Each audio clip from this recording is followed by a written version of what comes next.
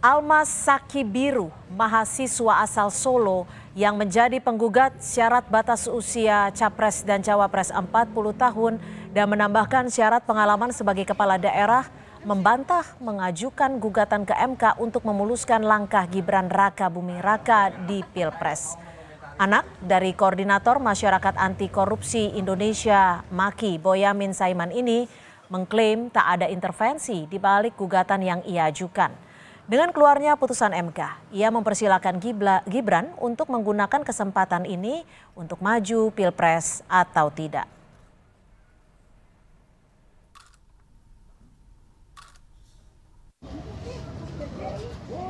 Komentar seperti itu saya boleh menanggapi, ini nggak ada kaitannya dengan Mas Gibran atau apapun. Ini murni dari niat saya sendiri, nggak ada intervensi pihak manapun, dan ya ini berjalan dengan apa adanya, nggak ada intervensi Pak.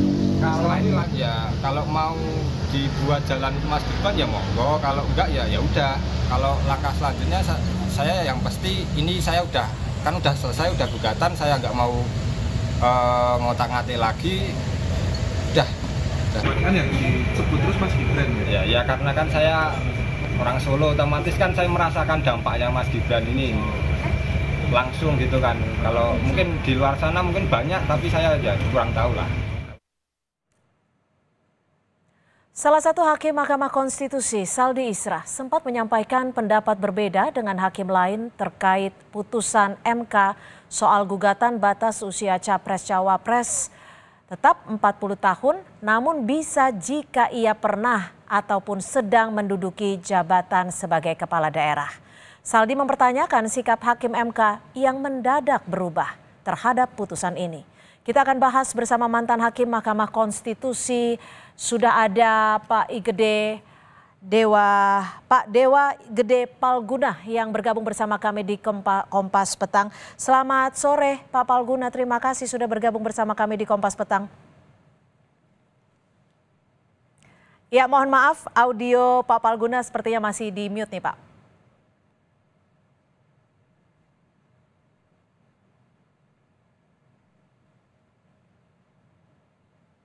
Ya, selamat sore Pak Palguna, terima kasih bergabung bersama kami.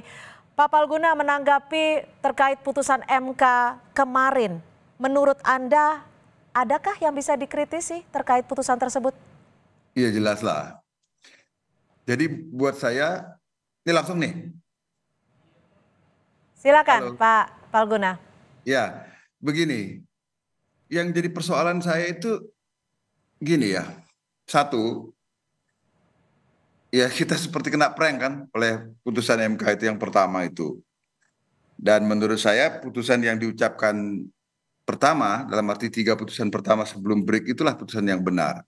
Karena dari dulu sampai sekarang, saya itu berpandangan bahwa soal usia pejabat publik, entah itu kepala daerah, itu presiden, wakil presiden, anggota DPR, DPRD, DPD, itu adalah sepenuhnya merupakan legal policy dari pembentuk undang-undang. Artinya itu adalah wilayah kebijakan dari pembentuk undang-undang yang tidak boleh dimasuki oleh Mahkamah Konstitusi kecuali kalau konstitusi menegaskan hal itu. Nah ini masalahnya konstitusi tidak ada menegaskan hal itu. Oleh karena itu maka sebenarnya saya berpandangan dari awal itu Mahkamah Konstitusi sudah bisa memutuskan bahwa jika permohonannya adalah soal umur itu, maka itu adalah masalah legal policy dan Mahkamah Konstitusi seharusnya tidak masuk ke sana. Artinya saya mau mengatakan begini, bagaimana kita bisa mengatakan bahwa yang 40 tahun itu adalah tidak konstitusional misalnya, sementara yang lainnya 35 tahun, 30 tahun, 28 tahun, 25 tahun dan seterusnya itu konstitusional. Apa dasar argumentasinya? Tentu saja argumentasi secara konstitusional ya. Itu tidak ada. Maka itu adalah sepenuhnya memang wilayah pembentuk undang-undang. Apalagi apabila diingat ya, dan itu sebenarnya sudah diuraikan dalam pertimbangan hukum putusan Mahkamah Konstitusi yang sebelum break yang pertama itu. Apalagi ketika diingat sejarah lahirnya ketentuan yang berkenaan dengan syarat presiden dan wakil presiden itu di Panitia Ad Hoc 1 Badan Pekerja MPR yang kebetulan saya juga adalah menjadi bagian di dalamnya. Dan di situ memang ditegas bagian terakhirnya kemudian perdebatan itu menyatakan sudahlah serahkan itu kepada pembentuk undang-undang. Jadi dari situ makanya saya mengatakan putusan Mahkamah Konstitusi yang pertama diucapkan sebelum break itu kemarin itulah putusan yang benar. Harusnya Mahkamah Konstitusi tidak masuk ke dalam wilayah legal policy dari pembentuk undang-undang. Jadi Itu menurut dulu. Anda sendiri dua keputusan yang terakhir itu adalah keputusan yang tidak benar seperti itu? Ya, artinya gini, seperti halnya yang disampaikan oleh Hakim Konstitusi Saldi Isra ya. Gini, pertanyaannya kemudian, bolehkah Mahkamah Konstitusi mengubah pendiriannya? Boleh. Tetapi yang menjadi persoalan bukan soal boleh tidak itu. Adakah argumentasi konstitusional yang kuat sehingga Mahkamah Konstitusi harus mengubah pendiriannya dari sebelumnya A menjadi B? Ini kan berbalik 180 derajat. Dan itu dalam hitungan hari, kata dissenting opinion yang diucapkan oleh Hakim Konstitusi Saldi Isra.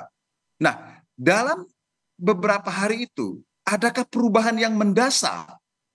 Adakah constitutional change yang mendasar, katakanlah dalam praktik, yang menyebabkan kemudian secara konstitusional juga Mahkamah Konstitusi harus mengubah tafsiran konstitusionalnya terhadap syarat calon presiden dan atau wakil presiden itu. Itu tidak dijelaskan dalam pertimbangan hukum putusan. Dan itu yang membuat saya kecewa. Karena disitulah bagian dari mahkota putusan Mahkamah Konstitusi yang seharusnya tegas disebutkan oleh Mahkamah Konstitusi.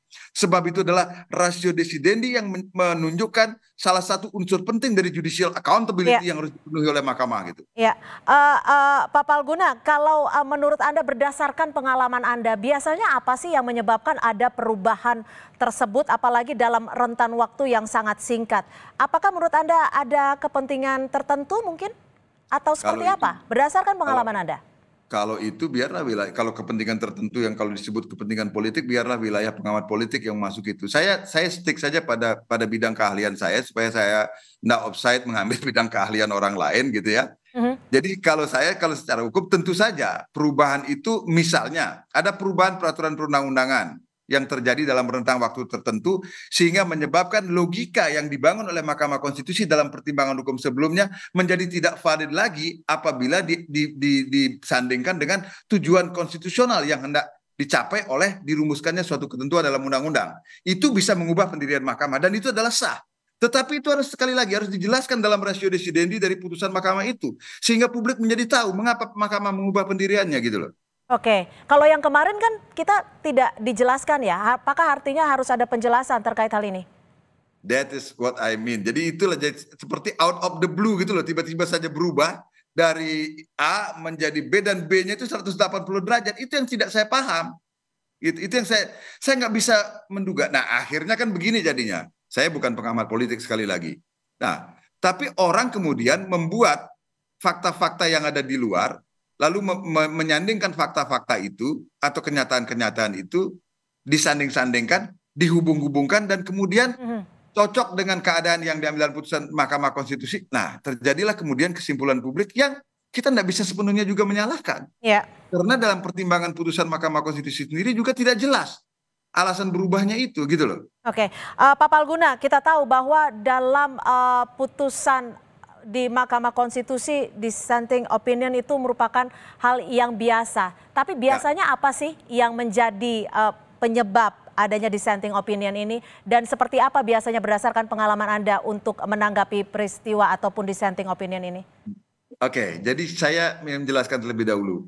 Ketua Mahkamah Konstitusi pertama Profesor Jimli Asridiki secara berseloroh tapi serius mengatakan 9 hakim konstitusi itu adalah 9 pendapatnya final and binding gitu loh. Dia merdeka satu dengan lain. Bahkan Ketua Mahkamah Konstitusi juga tidak bisa mempengaruhi. Saya bisa mengatakan itu karena saya mengalami periode kepemimpinan Prof. Jimli dan beberapa bulan saya sempat juga bersama Prof. Mahfud walaupun beliau waktu itu belum jadi ketua. Artinya kita tahulah sebegitu berwibawanya Profesor Jimli Asridiki, Profesor Mahfud itu nggak bisa mempengaruhi 8 hakim yang lain kalau hakimnya sudah berpendapat begini. Artinya yang saya mau katakan kalau Hakim Konstitusi itu membuat legal opinion-nya dengan benar. Dan itulah yang membuat perdebatan dalam rapat permusyawaratan hakim itu menjadi hidup. Nah, itu yang kemudian menyebabkan kemudian bisa saja hakim itu menjadi bersatu atau terbelah pendapatnya. Itu kan masing-masing kadang-kadang mungkin katakanlah misalnya mazhab yang dianut oleh hakim tertentu gitu atau bukan pandangan politik sebenarnya. Tapi ini kan pada dasarnya Mahkamah Konstitusi dalam perkara pengujian undang-undang khususnya dia kan sedang melakukan constitutional interpretation sebenarnya terhadap satu norma undang-undang. Nah, di situ kalau sudah memasuki wilayah constitutional interpretation, kemerdekaan masing-masing hakim itu sangat mungkin boleh dikatakan mutlak di situ ya. Baik. Karena hakim mau menyampaikan pendapatnya secara merdeka. Nah, di situ acap kali ketemu atau tidak. Tapi itu kan akan tampak kemudian bukan ringkasan ya, summary dari pendapat apakah ketemu atau tidak itu akan tampak dalam putusan gitu. Ya, Pak Palguna, terakhir, menurut Anda, bagaimana Anda melihat dari sikap Hakim Saldi Isra? Karena kita tahu kemarin beliau juga menyampaikan beberapa pendapat soal dissenting opinion, soal ada atau tidaknya hakim ketua yang sempat hadir kemudian sempat sebelumnya tidak hadir dan akhirnya ada perubahan terkait hal itu. Ya, itu saya mengatakan bahwa Pak Profesor Saldi sedang menggambarkan peristiwa yang terjadi ketika putusan itu dibuat. Dan itu adalah bagian dari pertanggungjawaban publik seorang hakim yang hendak disampaikan lewat pendapat berbedanya itu, mengapa kemudian dia harus membuat pendapat berbeda. Nah, atau mengapa kemudian terjadi perbedaan pendapat. Nah, saya kira kalau itu ya itu boleh dikatakan semacam pemberitahuan dalam tanda petik kepada publik tentang background dari sikap yang diambilnya gitu kan. Baik, dan seharusnya seperti Anda sampaikan tadi bahwa adanya perubahan dalam waktu singkat sejatinya juga seharusnya disampaikan kepada publik. Terima kasih Pak Idewa Gede Palguna, mantan Hakim Mahkamah Konstitusi sudah bergabung bersama kami di Kompas Petang. Selamat sore.